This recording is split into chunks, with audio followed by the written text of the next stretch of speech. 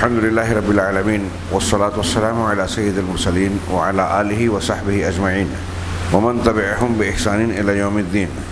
أعوذ بالله من الشيطان الرجيم. بسم الله الرحمن الرحيم. يا بني آدم لا يفتننكم الشيطان كما أخرج أبويكم من الجنة ينزع عنهما لباسهما ليريهما سوآتهما إنه يراكم هو وقبيله من حيث لا ترونهم انا جعلنا الشیاطین اولیاء للذین لا یؤمنون.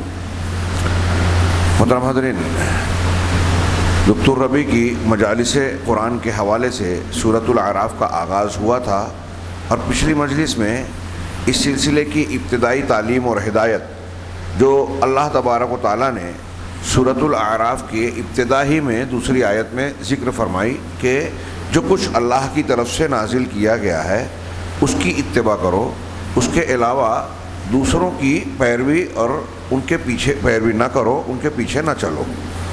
لیکن اللہ نے وہیں فرمایا کہ بہت کم تم لوگ قلیلا ما تذکرون، بہت کم تم نصیحت حاصل کرتے ہو، یا دوسرے لفظوں میں کہیے کہ بہت کم سمجھتے ہو. نتیجہ یہ ہے کہ ہم دیکھ رہے ہیں کہ صاف سمپل تعلیم ہے کہ اللہ نے جو اتارا اسے ماننا چاہیے، غیر مسلموں کی بات نہیں. ہم نے پچھلے درس میں قدر تفصیل سے جاننے کی کوشش کی کہ خود مسلمانوں کا یہ عالم ہے کہ اللہ کے کلام اور محمد رسول اللہ صلی اللہ علیہ وسلم کے فرمان پر نہ توجہ ہے نہ اس کو سیکھنے سکھانے کا جذبہ ہے، اور اگر معلوم بھی پڑ جائے تو ہر ایک شخص کے پاس یہ ہے اصول ضابطے جس کی وجہ سے کسی نہ کسی بہانے سے وہ قرآن و حدیث کی تعلیم کو چھوڑ دیتا ہے اور سمجھتا ہے کہ میں اس پہ قائم ہوں. کوئی امام کے نام سے، کوئی پیر صاحب کے نام سے، کوئی کسی اور خود ساختہ لوگوں کے بنائے ہوئے اصولوں پر عمل کر رہا ہے. اللہ نے جو نازل کیا اس پر نہیں کرتا ہے. ہماری یہ بات جو ہم کہہ رہے ہیں، اس قسم کی باتیں لوگ سنتے ہیں تو ایسا سمجھتے ہیں کہ یہ مسلکی اختلاف کی بات ہے.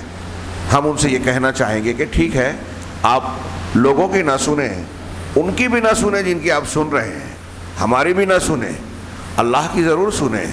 اور یہ رمضان المبارک میں رمضان کے روزے، رات کے قیام، تلاوت، یہ ساری نیکیاں ہمیں قرآن سے جوڑنے آتی ہیں. ایک مرتبہ آپ کوشش تو کیجئے کہ اصولوں کے مطابق قرآن ہمیں کیا کہہ رہا ہے وہ ہم سنیں جانیں.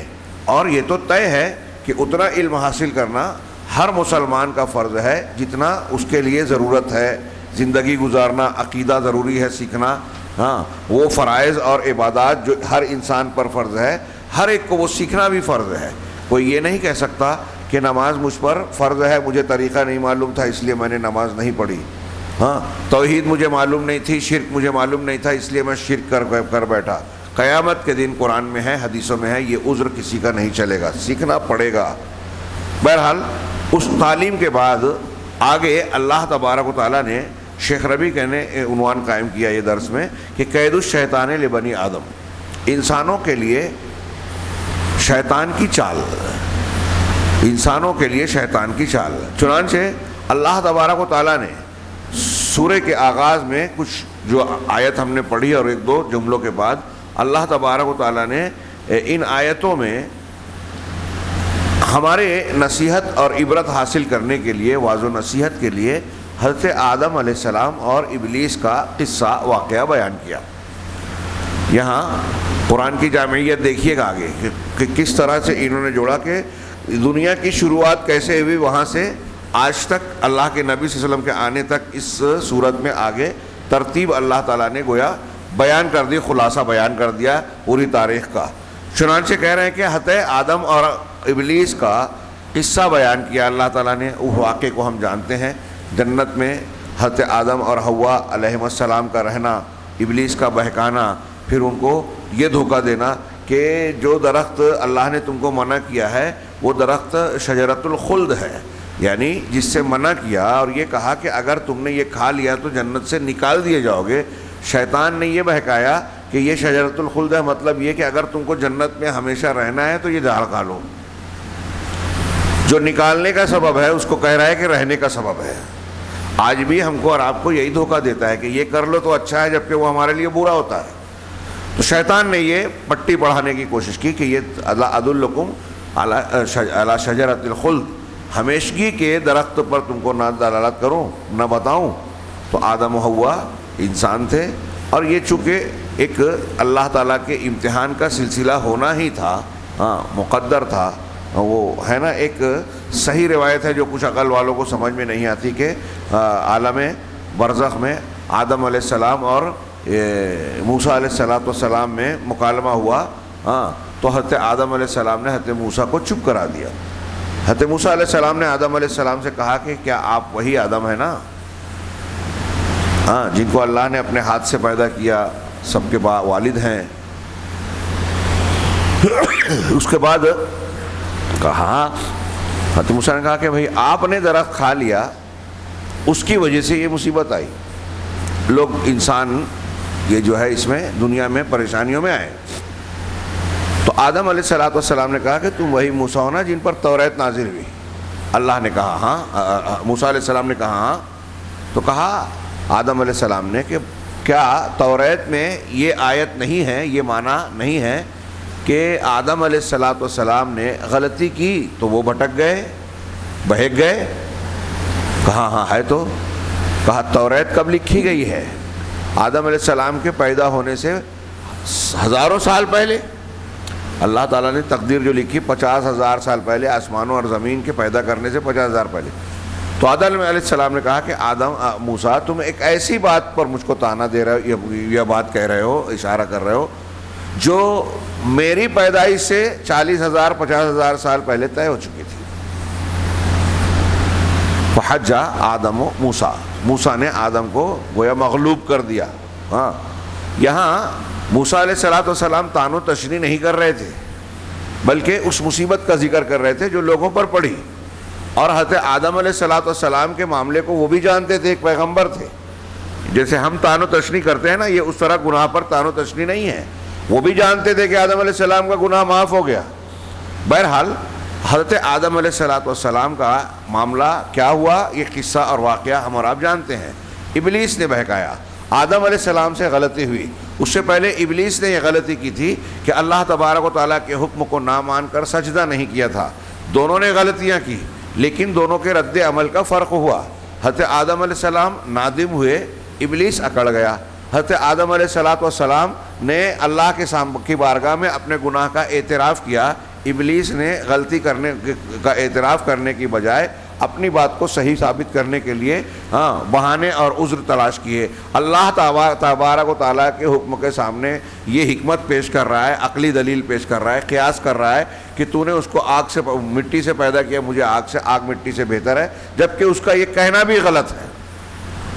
علامہ ابن تیمیہ نے کہا کہ عقلاً بھی غور کریں تو کلی طور سے آگ مٹی سے بہتر نہیں ہے۔ من وجہن ہر چیز ہو سکتی ہے، کبھی کوئی ایک چیز کم درجے کی کسی وجہ سے کسی دوسرے سے زیادہ ہو سکتی ہے، لیکن مجموعی طور سے مٹی میں چیزیں پیدا ہوتی ہیں، آگ میں خاکستر جل جاتی ہے، ختم ہو جاتی ہے۔ کون بہتر ہوا؟ مٹی میں تواضع ہے، انکساری ہے، آگ میں سرکشی ہے، تکبر ہے۔ ایسے انہوں نے 5 وجوہ بیان کیے کہ اگر ان وجوہ کے طور پر غور کریں تو ابلیس کا یہ قیاس بھی غلط تھا، اور اگر قیاس صحیح بھی ہوتا تو سوچئے کہ اللہ کے حکم کے سامنے کیا درست ہوگا۔ اللہ کہہ رہا ہے اسجدوا لآدم، سجدہ کرو آدم کا، وہ کہہ رہا ہے نہیں میں نہیں کروں گا، میں اس سے بہتر ہوں۔ عقل لگائی، یہ نہیں سوچا حکم دینے والا کون ہے۔ اب یہی بات ہم کو اور آپ کو بھی سیکھنا ہے۔ اللہ رب العالمین کے کلام میں، قرآن میں اللہ تبارک و تعالیٰ کے احکامات، ہدایات، تعلیمات ہیں۔ قرآن اور نبی صلی اللہ علیہ وسلم کو بھی جو کچھ تعلیم پیش کی اللہ نے ہی نازل کی ہے۔ اب کوئی قرآن اور حدیث کی بات آنے کے بعد کہتا ہے کہ میری سمجھ میں یہ بات نہیں آتی، یا یہ معاملہ ایسے نہیں ایسے ہے، قرآن و حدیث میں مانتا ہوں لیکن سائنس والے اگر اعتراض کریں گے تو ہم کیا جواب دیں گے، اس لیے اس کو رد کر دیا قرآن حدیث کو۔ آپ سائنس والے کا جواب نہیں دے پا رہے ہیں تو رد کر دیں گے۔ 50 سال پہلے، 200 سال پہلے، 400 سال پہلے تو یہ جو آج سائنس والے کو بہت سے جواب دیے جا رہے ہیں، اس ٹائم نہیں دیا جا سکتا تھا۔ جب معتزلہ نے کہا کہ عمل کا وزن کیسے اللہ تعالیٰ کرے گا، عقل میں نہیں آتی بات، سبحان اللہ میں نے کہا تو یہ میزان میں ترازو میں کیسے رکھ کے تولے گا، لیکن ہمارے صحابہ کرام نے، سلف صالحین نے، محدثین نے اس کو مانا کہ اللہ نے کہا ہے، رسول نے کہا ہے تو ہم مانتے ہیں، ہماری عقل میں آئے نہ آئے۔ اور آج سائنس یہ بتا رہا ہے کہ بہت ساری ایسی چیزیں جس کو ہم کل تصور نہیں کر سکتے تھے کہ وزن ہوگا، انسان کر رہا ہے، گیسز کا وزن کر رہا ہے، جو نہیں دکھائی جانے والی چیزیں ایسی چیزوں کو وزن کر کے بتا رہا ہے۔ تو جب انسان کو، جو مخلوق ہے، عاجز ہے، بہت ساری قوتوں میں کمتر ہے، اور اللہ نے اس کو ساری صلاحیتیں دی ہے، انسان ہی ایسے کام کر رہا ہے، تو اللہ رب العالمین کی شان تو بہت بلند ہے، وہ ہر چیز پر قادر ہے، اس کی قدرت کا، اس کے احاطے کا کوئی انسان، کوئی عقل دائرہ اندازہ ہی نہیں کر سکتی۔ بہرحال یہ کل ملا کے میں یہ عرض کرنا چاہتا ہوں کہ ابلیس نے یہ غلطی کی کہ اللہ کے حکم کے سامنے عقل لگائی، اور آج بھی جو لوگ عقل کی بنیاد پر، دنیا کی کسی بھی عذر کی بنیاد پر قرآن اور حدیث کو رد کرتے ہیں، گویا وہ ابلیس کے طریقے پہ چلتے ہیں۔ ابلیس کا یہ طریقہ ہے اللہ کے حکم کے سامنے کے مقابلے میں دماغ لگانا، اور آدم کا یہ طریقہ ہے کہ اللہ کے سامنے جھک جانا، اور غلطی ہو گئی تو اپنی غلطی کا اعتراف کر کے توبہ کرنا، استغفار کرنا۔ ہاں، پورا واقعہ ہم جانتے ہیں، آدم علیہ السلام اور حوا علیہ السلام کو اللہ کی طرف سے کلمات سکھائے گئے، انہوں نے دعا کی، ربنا ظلمنا انفسنا وان لم تغفر لنا وترحمنا لنکونن من الخاسرین۔ پروردگار، ہم نے اپنے آپ پر، اپنے نفسوں پر ظلم کیا، اگر تو نے بخشا نہیں، رحم نہیں کیا تو ہم نقصان اٹھانے والوں میں سے ہو جائیں گے۔ یہ حضرت آدم علیہ السلام اور حوا علیہ السلام کی دعا ہے جو قرآن نے نقل کی۔ آج کل ہمارے یہاں فضائل کے نام پہ ایک جھوٹی روایت بیان کی جاتی ہے، مستدرک حاکم میں اگرچہ ہے، لیکن وہ موضوع ہے، من گھڑت ہے۔ آپ اچھی طرح دماغ میں رکھیں، اس سے پہلے بھی گزر چکا۔ یہ اس لیے ضروری ہے دماغ میں رکھنا کہ آپ کو اور ہم کو اپنے ارد گرد بہت سے لوگوں کو بتانا ہے، جب آپ ان کو کہیں گے تو وہ مانیں گے نہیں۔ ارے آپ ایسے کیسے کہہ رہے ہو؟ ہمارے فضائل اعمال میں تو وہ روایت موجود ہے، ہمارے مولوی صاحب کو نہیں سمجھا کیا؟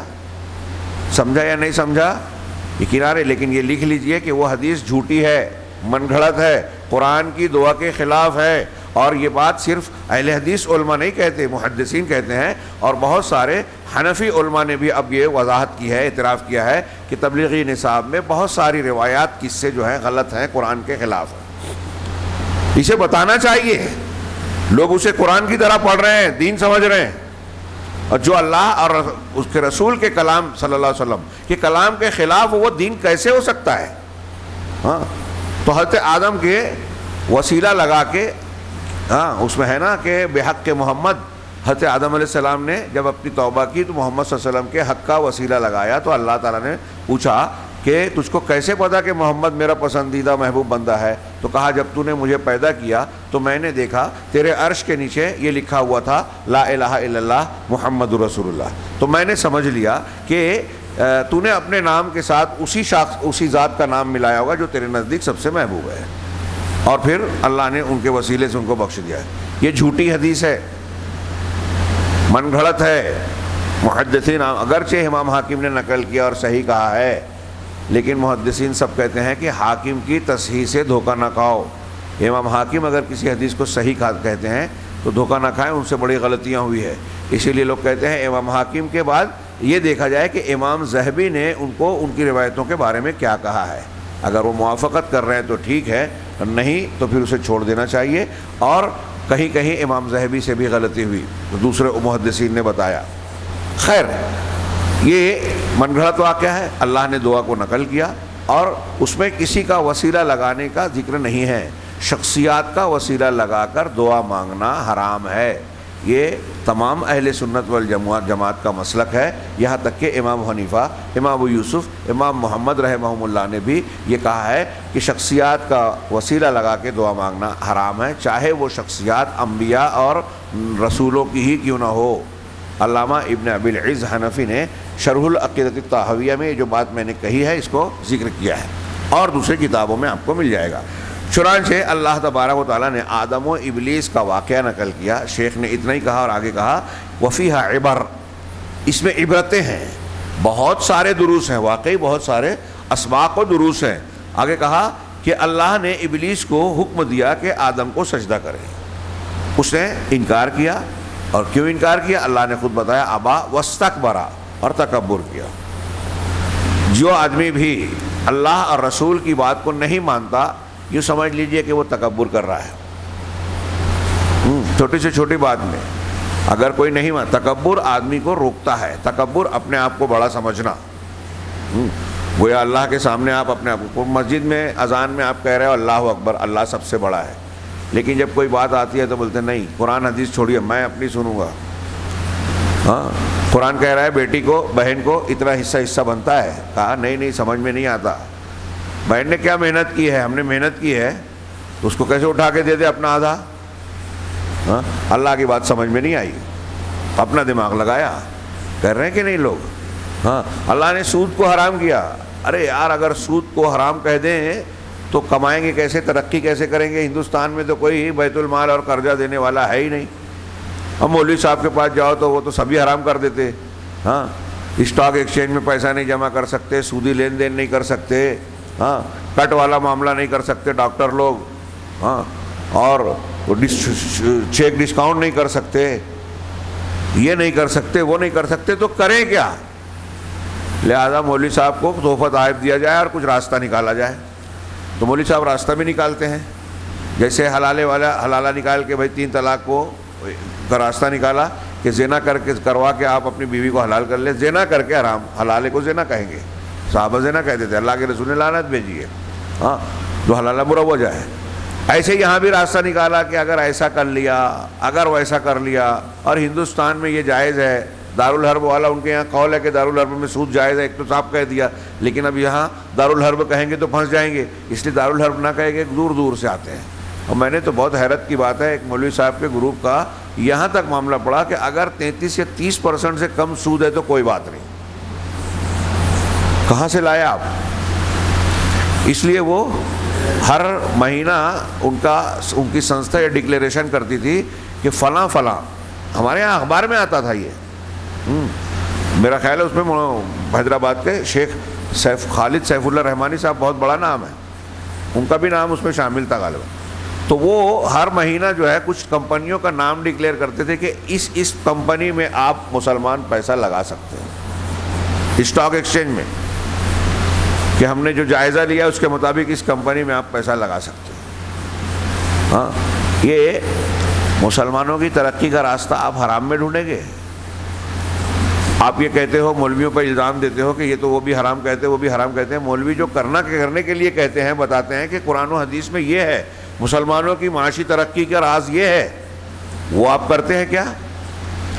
ہاں 2 کام کرنے کے بعد آپ یہ سوچتے ہیں کہ غیر مسلم ترقی کر رہا ہے، اسلام پر عمل کریں گے تو ترقی کیسے ہوگی؟ آپ پورے اسلام پہ عمل کرتے کہاں ہیں؟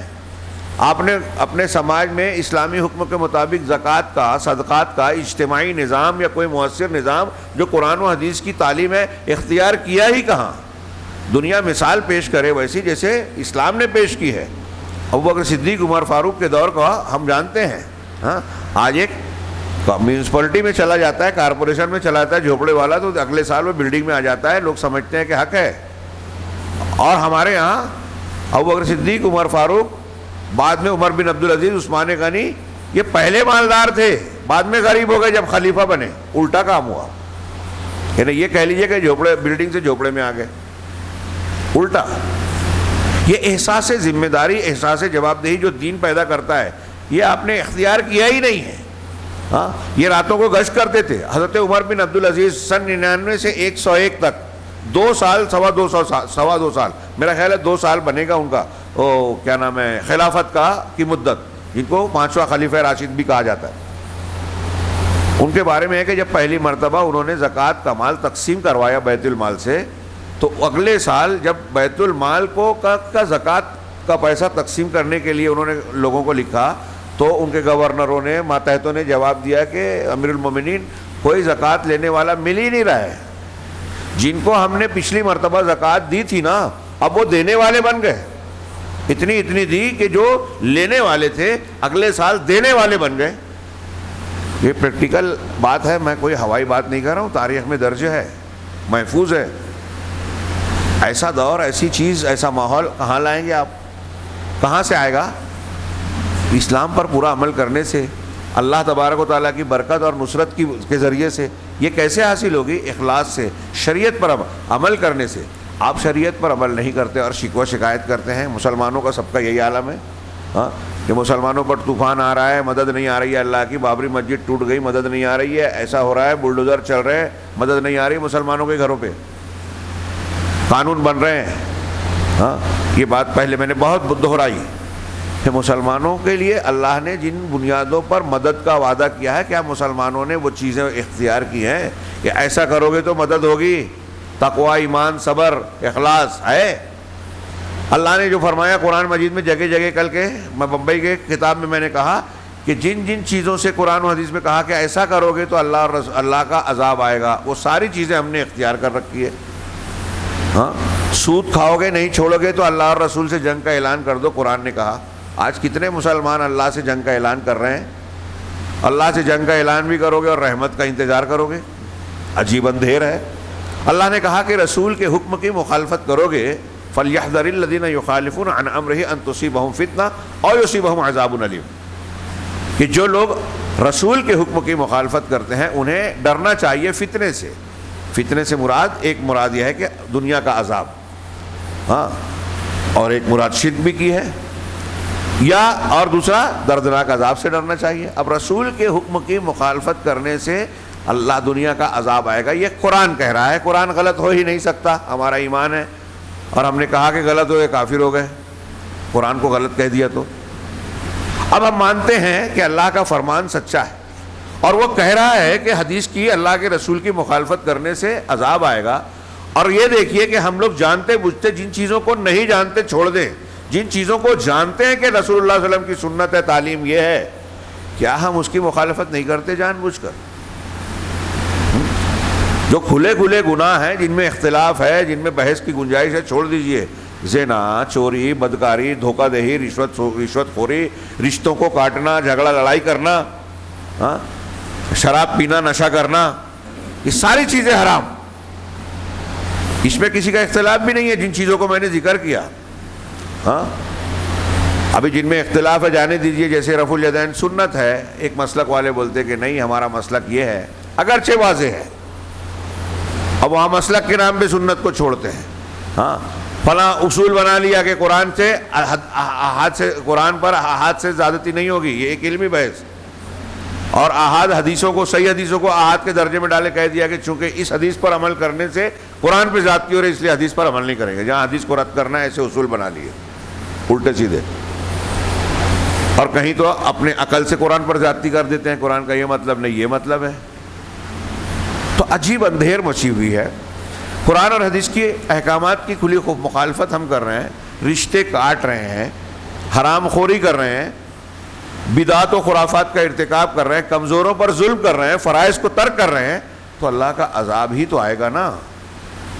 ہاں یہ شکوہ شکایت کرنے کی گنجائش ہمارے لیے نہیں ہے کہ اللہ کی مدد نہیں آ رہی ہے. اللہ کا عذاب آ رہا ہے, جو آ رہا ہے نا وہ مودی گورنمنٹ اور فلاں گورنمنٹ اور فلاں حکومت اور فلاں پریوار یہ ہم کو نہیں کر رہا ہے, یہ تو اسباب ہیں.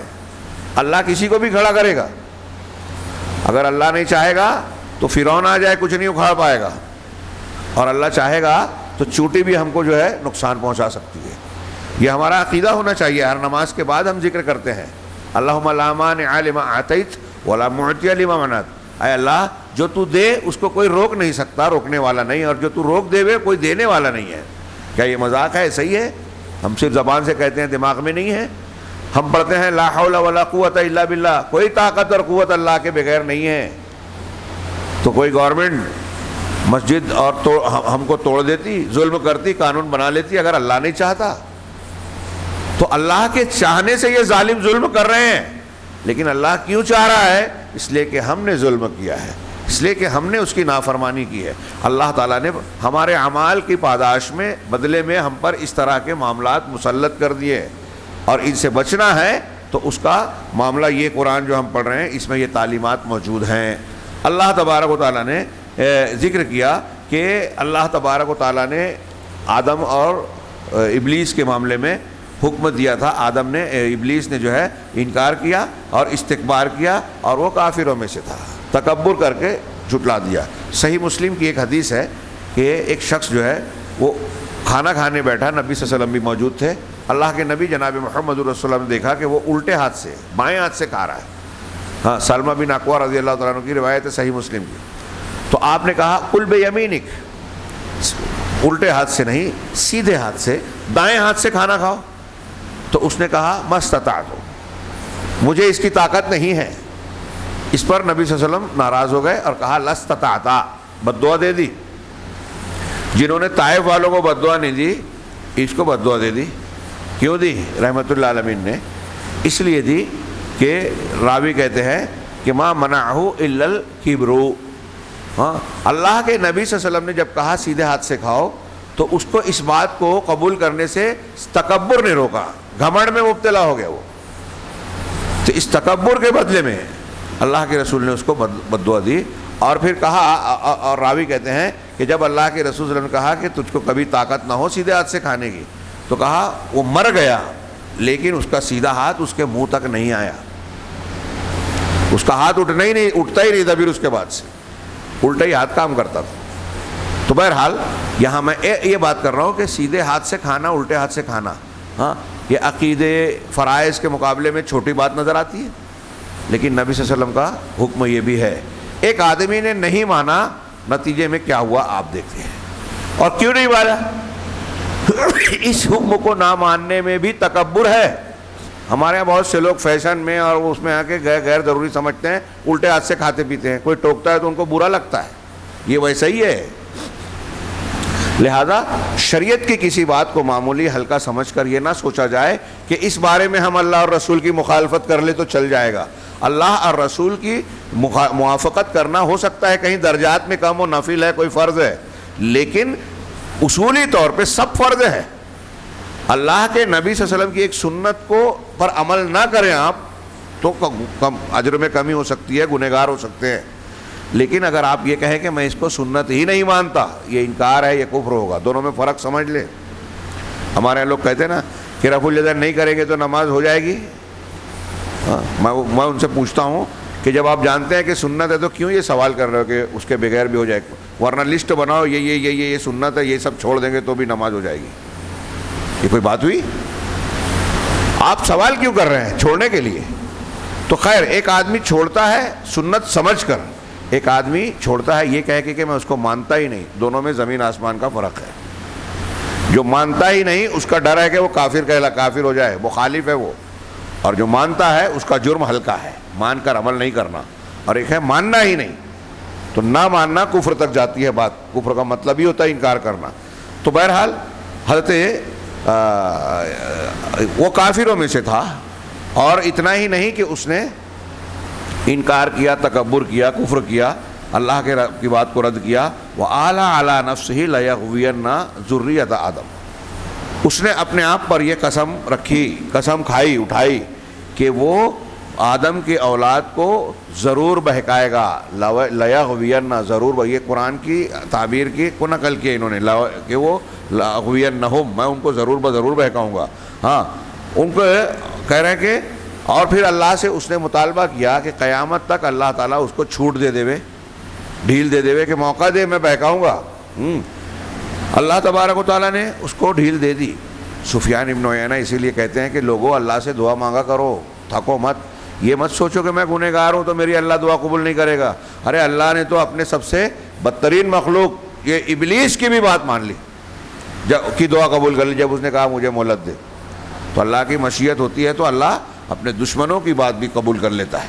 ہاں تو کہا کہ فَأَنذَرَهُ اللَّهُ، اللہ نے اسے مہلت دے دی. فَحَلَفَ بِاللَّهِ، چنانچہ اس نے اللہ کی قسم اٹھائی، اللہ کی قسم کھائی کہ لوگوں کے لیے ان کے دائیں طرف، بائیں طرف، پیچھے، آگے، ہر جگہ سے بہکائے گا، آئے گا، بیٹھے گا، ان کی طاق میں لگا رہے گا.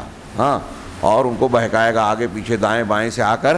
ہاں اور اللہ نے اللہ سے یہ کہا کہ تو بہت کم لوگوں کو شکر گزار پائے گا. یعنی لوگوں کو اتنا بہکاؤں گا کہ وہ اللہ کا شکر ادا نہیں کریں گے، اللہ کی نعمتوں کی قدر اور اس کا اعتراف کر کے اس کے سامنے جھکیں گے نہیں، بلکہ غلط راستوں پہ چلیں گے.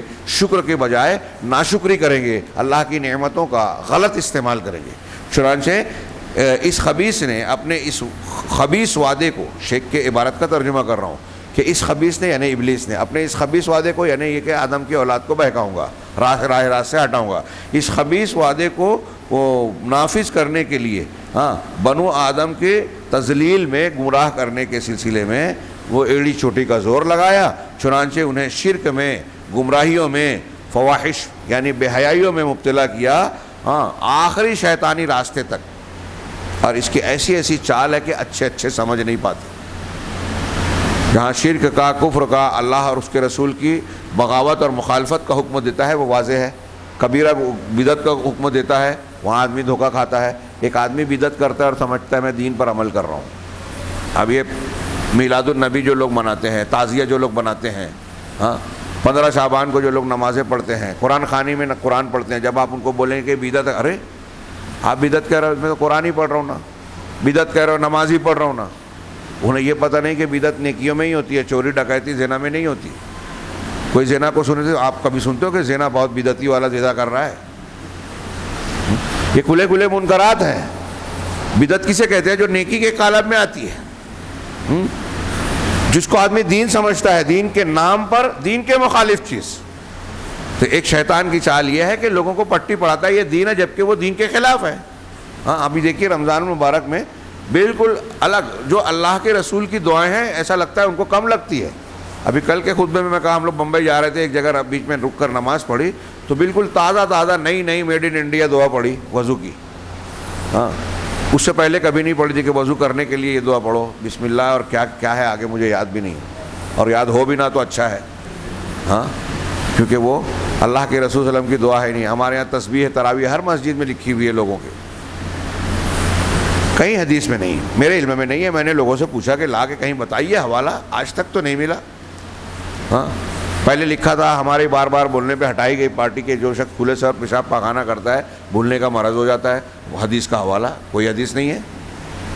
ایسے ہی افطار کی سحری کی نیت والی دعا لاؤڈ اسپیکر سے پڑھائی جاتی ہے، کہیں نہیں ہے۔ نیت جو ہے وہ حج میں تلبیہ کی شکل میں نا اللہم لبیک حجا وعمرۃ، یہ ہے صرف حج کی اور عمرے کی نیت ہے لفظی زبانی، باقی کسی بھی عبادت میں نیت زبان سے نہیں ہے کہ نیت کرتا ہوں پیچھے اس امام کے، بائیں اس بانگی کے اور آگے اس فلاں کے، یہ سب نہیں ہے، کہیں نہیں ہے، دائیں بائیں اور آگے پیچھے، یہ نیت نہیں ہے، یہ بدعت ہے۔ عبادت میں جو ایسی چیز کرے گا رد ہے، وہ گناہ ہے، یہ معمولی بات یا مذاق نہیں ہے۔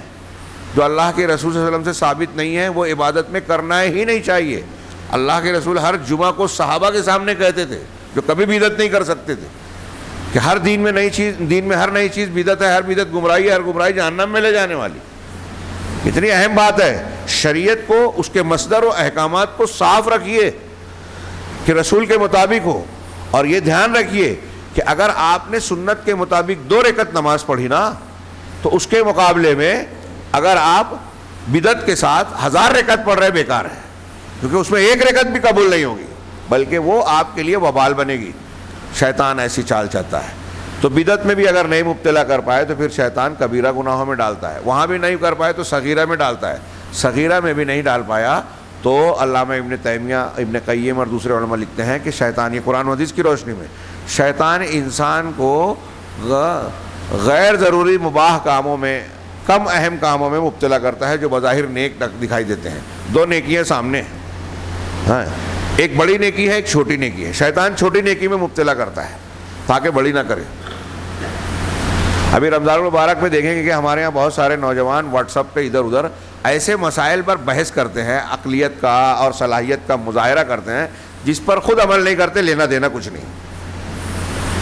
یہ بدعت ہے، ادھر سے جواب آئے گا، نہیں یہ سنت ہے، یہ بدعت۔ علماء پہ چھوڑتے نہیں ہے کہ علماء میں اختلاف ہوا ہے تو بھائی علماء بحث کر کے ہم کو نتیجہ بتا دیں، خود ہی فتویٰ مفتی بن جاتے ہیں۔ میری سمجھ میں آ گیا تو اب یہی صحیح ہے، پوری دنیا کا ایک چاند۔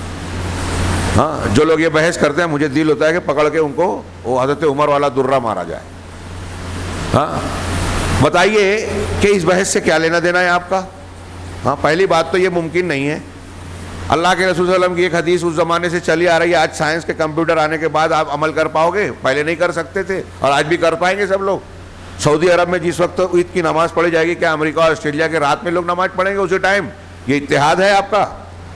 جب اوقات کا فرق ہے، چاند کی رویت کی بات کی گئی ہے، تو اگر آپ نے یہ مان لیا کہ دنیا میں ایک جگہ چاند ہو گیا پوری دنیا کو مان لینا چاہیے، تو کبھی ایسا نہیں ہوگا کہ بعض علاقوں میں کبھی پہلی تاریخ کا چاند دکھے گا ہی نہیں، کبھی نہیں دکھے گا۔ تو 200 سال پہلے کے لوگ جو ہے وہ دیکھ کر رکھتے تھے، اب جو ہے کمپیوٹر پہ سن کر اور ریڈیو پر سن کر رکھیں گے روزہ۔ چاند کا دکھنا الگ ہے، اگنا الگ ہے۔ مشینوں سے اگنا بول دیا گیا تو دیکھنے کا حکم نہیں لگے گا، رویت الگ ہے۔ یہ گروتھنگ جو ہوتی ہے اس کو کہتے ہیں دکھ رہا ہے ایک دن پہلے، ہندوستان میں بھی، جب سعودی میں دکھ رہا ہے۔ ان سب کو بحث کو چھوڑیے، میرا سوال ہے کہ اگر میں نے کئی جگہ کیا یہ، اگر اس کو ہم نے مان بھی لیا تو کیا آپ ہم یہ جو بحث کر رہے ہیں واٹس ایپ پر چیٹنگ کر رہے ہیں، کیا یہ جو ہے نافذ کر سکتے ہیں اس کو؟ کہ آپ نے مان لیا تو پوری دنیا کے لوگ ایک چاند کی بنیاد پر عید منانے لگیں گے، روزہ رکھنے لگیں گے؟ آپ تو اتحاد کے نام پر یہ مسئلہ اختیار کر رہے ہو، جس شہر میں رہتے ہو وہاں کی جماعت اور وہاں کے مسلمانوں سے اختلاف کرتے ہو۔ دیکھ لیجئے جو لوگ اس پر شدت برتے ہوئے ہیں، ہاں ایک دن پہلے کہیں 5 لوگ 7 لوگ 10 لوگ نماز پڑھتے ہیں، کتنے احمق ہیں، جاہل ہیں، اہل حدیث نہیں ہے وہ۔ ہاں علماء کرام جو کہہ رہے ہیں، علماء خود کہہ رہے ہیں، جو مانتے ہیں ابھی جانے دیجئے، جو نہیں مانتے، جو مانتے ہیں وہ بھی کہہ رہے ہیں کہ عید لوگوں کے ساتھ منائی جائے۔ قرآن، اللہ کے رسول کہہ رہے ہیں الصوم یوم تصومون والفطر یوم تفطرون، روزہ اس دن ہے جس دن تم سب روزہ رکھو، افطار اس دن ہے جس دن تم سب افطار کرو۔ اگر آپ میں سے، ہم میں سے کسی نے، ایک آدمی نے چاند دیکھ بھی لیا بالفرض، فرض کیجئے میں نے چاند دیکھا، اب جا کے میں گواہی دے رہا ہوں میں نے اکیلے دیکھا ہے یا ایک آدھ لوگ دیکھے ہیں، اب قاضی نے، مسلمانوں کے اجتماعی جو نظام ہے اس نے ہماری گواہی کو قبول نہیں کیا کہ نہیں آپ کی گواہی میں شک شبہ ہے، قابل اعتبار نہیں ہے، رد کیا جاتا ہے، نہیں قبول کیا جاتا، تو سب لوگ روزہ رکھیں گے؟ آپ جانتے ہیں سب لوگ روزہ رکھ رہے ہیں، میں نے تو چاند دیکھا ہے نا، تو کیا مجھے عید کر لینا چاہیے؟ نہیں، میں نے چاند دیکھا بھی ہے تو میں رہوں نہ رہوں، نہیں رکھنا ہے، میرے لیے عید کرنا جائز نہیں ہے۔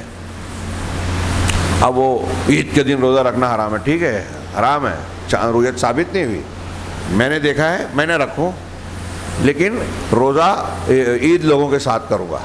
تو جو لوگ ایک چاند کو کہتے بھی ہیں نا، علماء کرام جو حقیقت میں علماء ہیں، وہ بھی کہتے ہیں کہ لوگوں سے الگ نہ ہوں، لیکن جو جاہل علامہ بنتے ہیں وہ مانتے نہیں ہیں، کیونکہ چیزوں کو سمجھتے نہیں ہیں، ان کو یہ بھی نہیں پتہ کون سا مسئلہ چھوٹا ہے، کون سا بڑا ہے، کون سا اہم ہے، کون سا غیر اہم ہے، ترجیح دیتے نہیں ہیں، سمجھتے ہی نہیں ہیں۔ تو شیطان کا یہ گویا جال ہے۔ علامہ ابن تیمیہ کہتے ہیں کہ کم ضروری کاموں میں مشغول کرنا، مباح کاموں میں، کچھ کام ایسے ہوتے ہیں کہ جس کا نہ گناہ ہے نہ ثواب ہے، جیسے آپ ہنسی مذاق کر رہے ہیں، منع نہیں ہے، زیادتی منع ہے، ہاں لیکن بہت پسندیدہ بھی نہیں ہے۔ اب آپ ہنسی مذاق کر رہے ہیں، کوئی منع تھوڑی کرے گا، ہوٹل پہ بیٹھے ہیں کوئی منع نہیں کرے گا، یہ شیطان کی چال ہے۔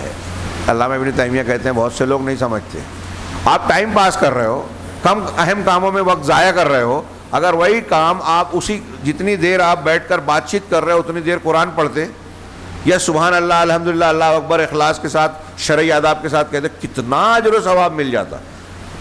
آپ کو شیطان اس سے محروم کر رہا ہے۔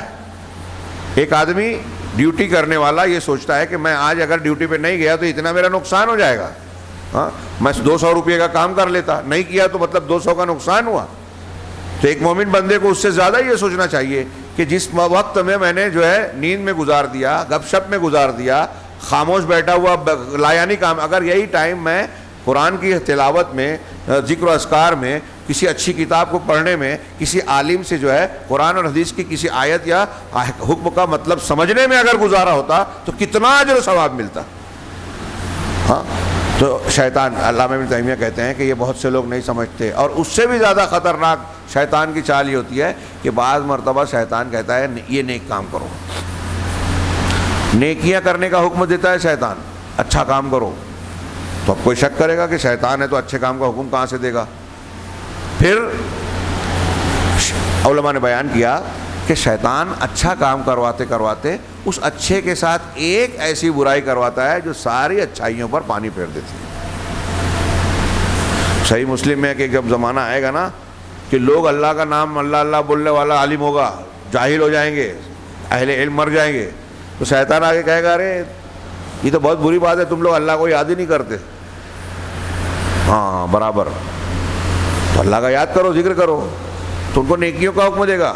اب لوگ اس کو اچھا سمجھیں گے کہ بابا ہے، یہ بابا ہے، اللہ کا نام لینے کا حکم دے رہا ہے. لیکن پھر بعد میں کیا کرائے گا؟ اپنا سجدہ کرائے گا، اپنی عبادت کرائے گا. یہ میں اپنے الفاظ میں کہہ رہا ہوں، یعنی ایسے کام کرائے گا جس سے ان کی یہ اللہ اللہ کہنے کی کوئی اہمیت اور حیثیت نہیں رہ جائے گی. تو یہ شیطان نے جو ہے قسم اٹھائی اور اللہ نے مہلت دی، اور وہ آگے سے پیچھے سے دائیں سے بائیں سے، ابھی میں نے جو آیت پڑھی تھی آپ کے، اللہ تعالیٰ نے ہم کو اور آپ کو خطاب کر کے یا بنی آدم لا یفتننکم الشیطان، کہ اے بنی آدم شیطان تم کو ہرگز فتنے میں نہ ڈال دے، گمراہ نہ کر دے.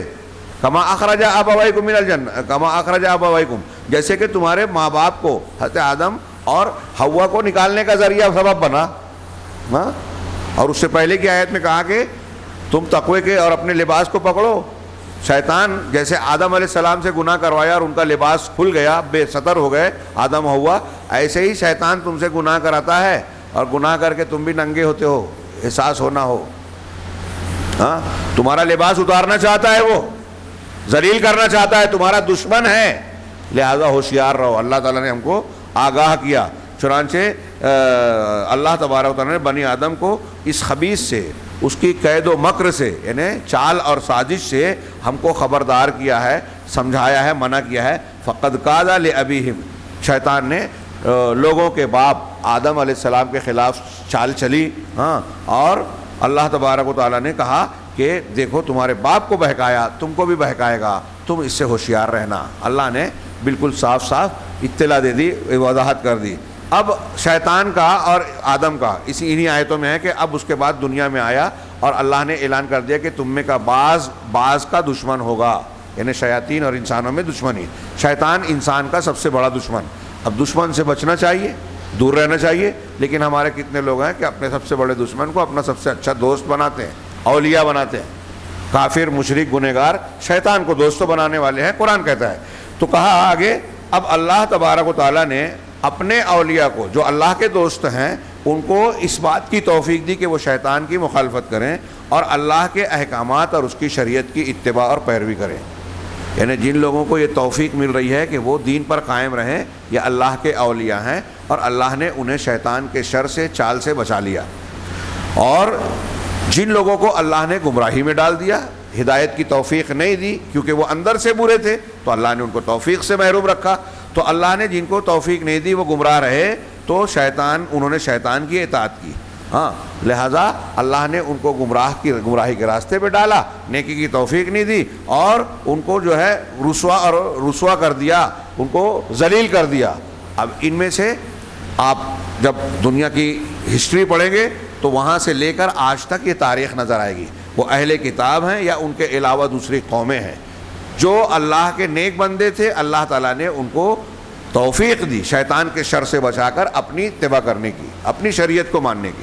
اور جو اللہ کے ناپسندیدہ بن گئے، اللہ نے ان کو توفیق نہیں دی، لہٰذا شیطان اپنے اس وعدے کو نافذ کرنے میں ان کے بارے میں کامیاب ہو گیا اور ان کو بہکاتا رہا. چنانچہ اللہ تعالیٰ نے ایک خاکہ ہمارے سامنے قرآن میں پیش کیا جو سورہ اعراف کی اس مضمون کے بعد ہے کہ آدم اور حوا جنت سے نکلے، دنیا میں آئے، اب انسانی نسل چلی، تو اس نسل میں کیا ہوا؟ شیطان نے بہکانا شروع کیا. اب کچھ لوگ محفوظ رہے، بہت سے لوگ بہکتے گئے. تو کیا ہوا؟ اللہ تعالیٰ نے اس سلسلے میں انبیاء کے واقعات، قصص بیان کیے. چنانچہ سورہ اعراف میں جس کا تذکرہ چل رہا ہے، نوح علیہ السلام کا واقعہ ہے، جنہوں نے اپنی قوم کو توحید کی طرف دعوت دی، ہاں، اور انہیں شرک سے منع کیا اور اس بات کا حکم دیا کہ اکیلے اللہ کی عبادت کریں، بزرگوں کی، لات و منات کی نہیں. اب وہاں بزرگوں کی کرتے تھے، ہمارے یہاں بھی قبر پرست کہتے ہیں کہ یہ نیک لوگ تو تھے نا جن کو ہم پوچھتے ہیں. بھائی وہ بھی نیک لوگ تھے، وہ جو حضرت نوح علیہ السلام کی قوم کے لوگ جنہیں پوچھتے تھے، ان کو پہلے تصویر بنوائی شیطان نے، بت بنایا، تصویر بنائی، پھر جنہوں نے بنایا تھا انہوں نے پوجا نہیں کی، ان کی نسل گزر گئی، اگلی نسل آئی تو کہا کہ دیکھو تمہارے باپ دادا ان کی پوجا کرتے تھے، تم بھی پوجو. بخاری میں حضرت ابن عباس کی تشریح موجود ہے جو ہم اس سے پہلے پڑھ چکے ہیں. چنانچہ حضرت نوح علیہ السلام نے جب یہ دعوت دی تو قوم کے لوگوں نے آپ کو جھٹلایا، آپ کے سامنے اکڑ بازی کی، مخالفت کی، عناد اور دشمنی ہر دھرمی اختیار کی. چنانچہ پورا 950 سال کی تاریخ قرآن نے اس کا تذکرہ کئی مقامات پر فرمایا ہے. جب نتیجہ یہ ہوا کہ انہوں نے نہیں مانا سوائے چند لوگوں کے، تو اللہ نے ان کو ہلاک کر دیا، کشتی میں ان کو پار کیا، باقی سب کو غرقاب کر دیا، ڈبو دیا. پھر اس کے بعد ان کے بعد حضرت نوح علیہ السلام کے بعد دنیا میں ہود علیہ السلام آئے. قرآن نے ان کا ذکر کیا، سورہ اعراف میں ان کا ذکر ہے، جو اپنی قوم عاد کی طرف آئے، انہیں اللہ کی توحید خالص کی طرف دعوت دیا اور اس بات کی کہ دین کو اس کے لیے خالص کریں. انہوں نے بھی اپنے نبی کو جھٹلایا، عناد اور سرکشی کی راہ اختیار کی. چنانچہ اللہ تبارک و تعالیٰ نے ان پر بھی ایک خطرناک طوفانی ہوا بھیج کر ان کو تباہ و برباد کر دیا.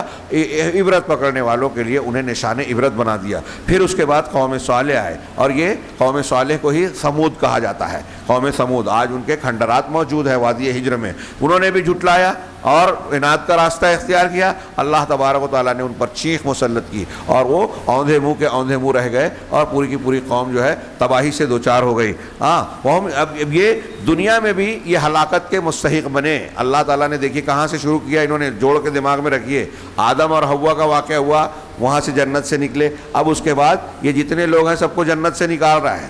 قوم سمود، قوم عاد کے جو لوگ عذاب میں گئے، تو شیخ نے کہا کہ دنیا میں یہ ہلاک کیے گئے اور آخرت میں دائمی عذاب کا شکار ہوں گے. مطلب آخرت میں بھی یہ جنت سے نکالے گئے شیطان کی وجہ سے. وَكَذَلِكَ قوم شعیب، اسی طرح قوم شعیب کا بھی ذکر کیا اور ان کے بھی انجام کا تذکرہ کیا. بہت شارٹ میں شیخ نے ذکر کر دیا. آگے کہا وَكَذَلِكَ فَعَلَ فِرْعَوْنُ مَعَ مُوسَىٰ علیہ السلام، اسی طرح فرعون نے موسیٰ علیہ السلام کے ساتھ کیا. سرکشی، مخالفت، وار بار نشانیاں دیکھی، وضاحتیں ہوئی. سورہ اعراف میں کافی لمبا تذکرہ ہے. دوسری چند صورتوں کی طرح جیسے سورہ طٰہٰ وغیرہ میں ہے، سورہ قصص میں ہے حضرت موسیٰ علیہ السلام کا واقعہ کہ کس طرح بنی اسرائیل میں پیدا ہوئے اور اللہ تعالیٰ نے کس طرح اس کے دشمن ہی کے یہاں کے محل میں ان کی پرورش و پرداخت کا انتظام کر دیا. جو مارنا چاہتا تھا وہی پرورش کر رہی ہے اللہ کی قدرت. پھر اس کے بعد ان سے ایک غلطی ہوئی اور وہاں سے نکل کر وہ مدین گئے، وہاں شادی ہوئی، 10 سال رہے مہر کے طور پر. اور پھر وہاں سے واپس لوٹے بیوی کے ساتھ میں. اور پھر اس کے بعد راستے میں ان کو اور ہارون علیہ السلام کو نبوت ملی، اللہ تعالیٰ سے کلام کا شرف ملا. حضرت موسیٰ علیہ السلام کو نشانی ملی، لاٹھی، عصا اور وہ ید بیضا. اور پھر کہا کہ یہ 7 نشانیوں میں سے ایک ہے. فرعون کے پاس جاؤ، اس نے سرکشی کی، اسے دین کی دعوت دو. اور پھر حضرت موسیٰ علیہ السلام نے آ کر ببانگ دوحل فرعون کے دربار میں آنکھوں میں آنکھوں ڈال کر دعوت توحید دی.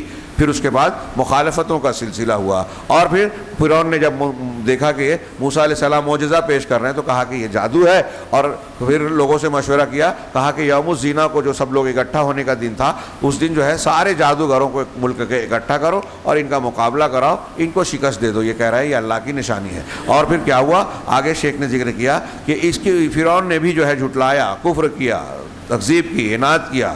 اور پھر حضرت موسیٰ کو مغلوب کرنے کے لیے جادوگروں سے مدد حاصل کی تاکہ جادوگر سب مل کر حضرت موسیٰ کو مغلوب کر دیں. اللہ تبارک و تعالیٰ نے ان کی چال ان کے اوپر پلٹ دی.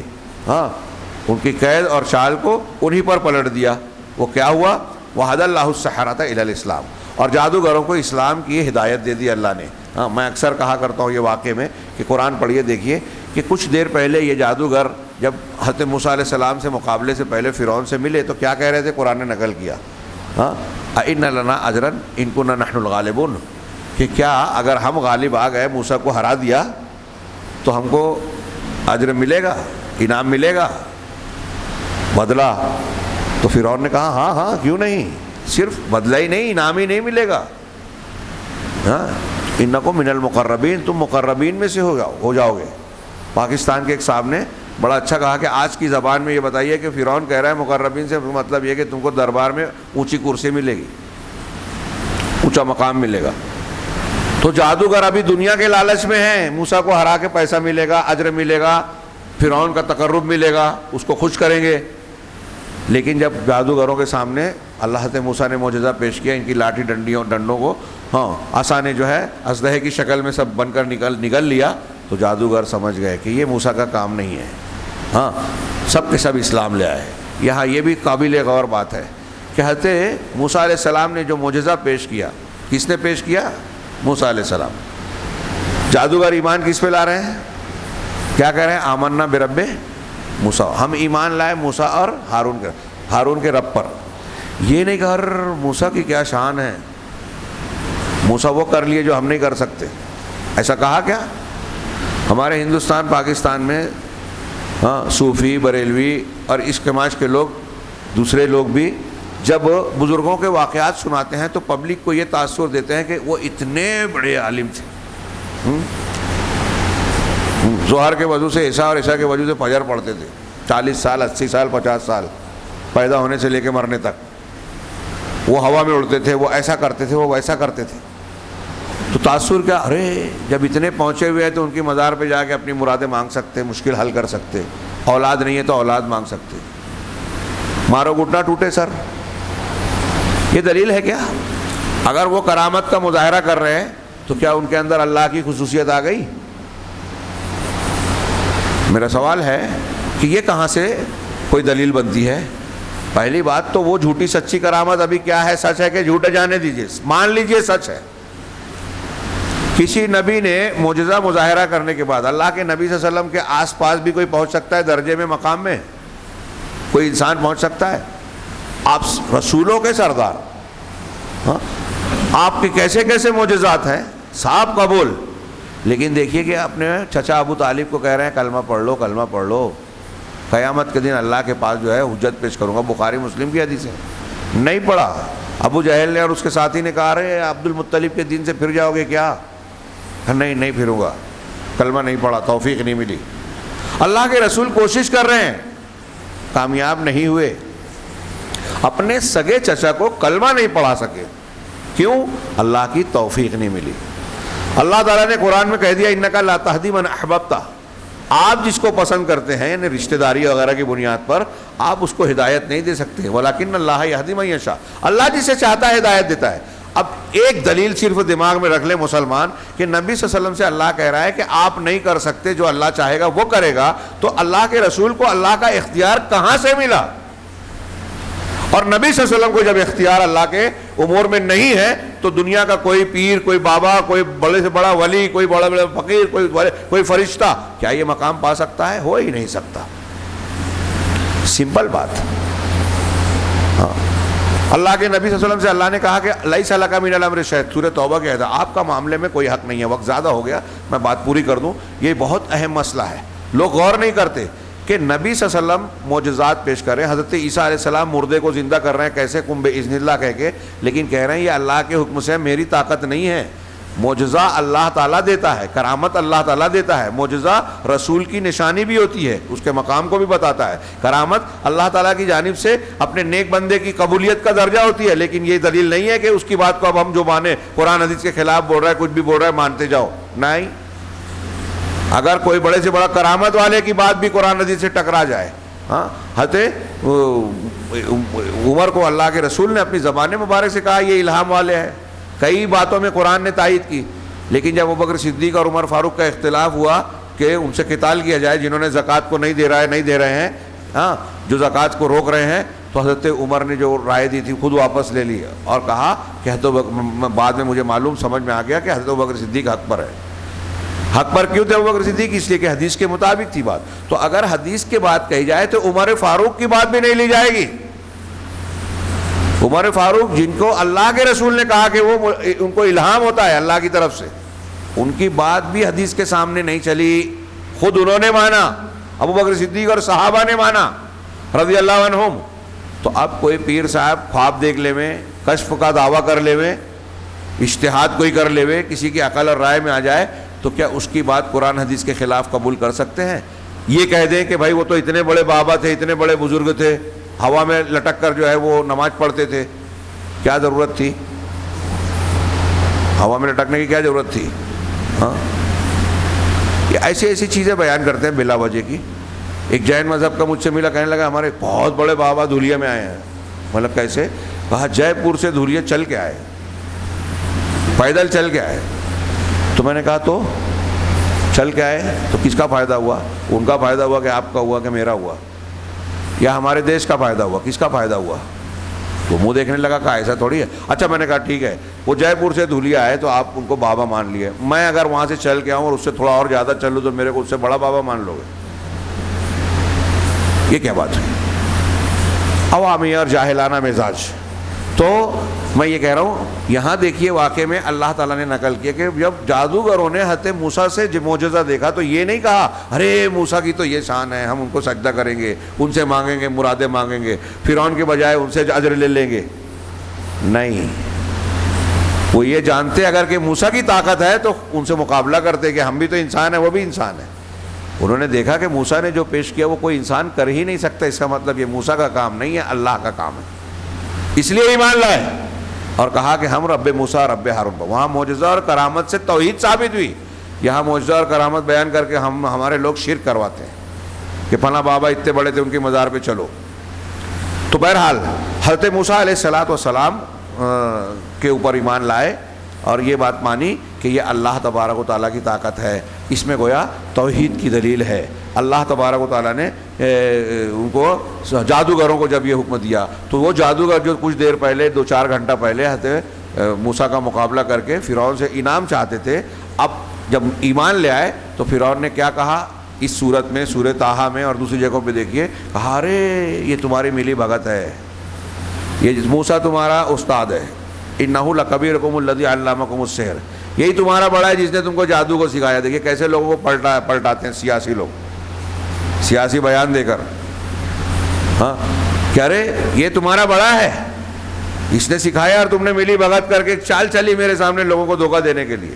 ہاں میں تم کو کھجوروں کے تنے پہ لٹکا دوں گا، ہاں تمہارے لأصلبنکم فی جذوع النخل، ہاں کھجوروں کے درخت کے تنے پر تم کو سولی دوں گا، وَلَأُقَطِّعَنَّ أَيْدِيَكُمْ وَأَرْجُلَكُمْ مِنْ خِلَافٍ، اور تمہارے ہاتھ پیر کو الٹی سمتوں سے، یعنی یہ ہاتھ کاٹا تو یہ پیر کاٹوں گا، الٹی سمتوں سے کاٹو. قرآن کہہ رہا ہے فرعون نے یہ دھمکی دی جادوگروں کو، تو جادوگروں نے کیا جواب دیا؟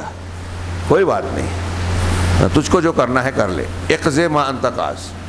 میں اس کا ترجمہ اپنے مالیگاؤں کی زبان میں کرتا ہوں، جو اکھاڑنا ہے اکھاڑ لے.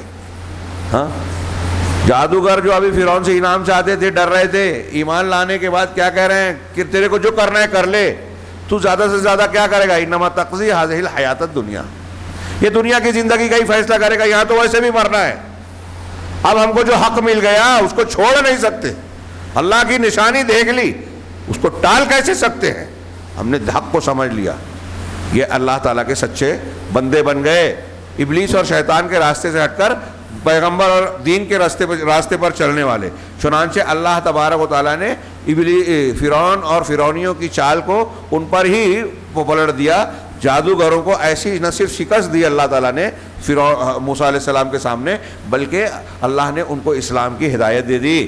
لما رأوا صدق موسیٰ، جب انہوں نے حضرت موسیٰ کی سچائی کو دیکھا اور ان کے ہاتھوں پر ایک کھلے ہوئے معجزات کا مظاہرہ دیکھا، اور جس کے ذریعے سے اللہ نے ان کی چال اور ان کے جادو کو جو ہے باطل کر دیا. چنانچہ اللہ نے ان کے ساتھ خیر چاہا، ان جادوگروں کے ساتھ، تو ان جادوگروں نے ایمان لے آیا اور موسیٰ علیہ السلام کی پیروی کی. وہ قصہ اسی طریقے سے اللہ تبارک و تعالیٰ نے اس سورہ اعراف میں بنی اسرائیل کے واقعات کو بیان کیا، ان کے صبر کی حالت میں، ان کے انحراف کی حالت میں، کہ کن لوگوں نے صبر کیا، کن لوگوں نے مخالفت کی، اور موسیٰ علیہ السلام سے جو مخالفت کی اس کا بھی ذکر کیا. الی آخر ما قص اللہ تبارک و تعالیٰ نے فرعون کی تباہی کے بعد جو ان لوگوں نے شرارتیں کی، موافقتیں کی، اس کا تذکرہ کیا. آخر تک سورہ اعراف میں اس کا کافی ذکر ہے. اس کے بعد عنوان قائم کیا محمد رسول اللہ صلی اللہ علیہ وسلم کا مقام، اور اس سلسلے میں سورہ اعراف کی ایک لمبی آیت کا ذکر کر کے اس پر مختصر تبصرہ کیا، جو انشاءاللہ ہم کل سنیں گے. اللہ تبارک تعالیٰ ہمیں دین کو، قرآن کو سمجھنے کی توفیق عطا فرمائے، اور ہمیں ان لوگوں میں شامل کرے جو شیطان کے بہکاوے سے، اس کی گمراہی سے بچ کر ہدایت اور صراط مستقیم پر قائم رہتے ہیں، اور فلاح اور کامیابی سے ہمکنار ہوتے ہیں. وآخر دعوانا ان الحمد للہ رب العالمین، وصلی اللہ علی نبینا محمد.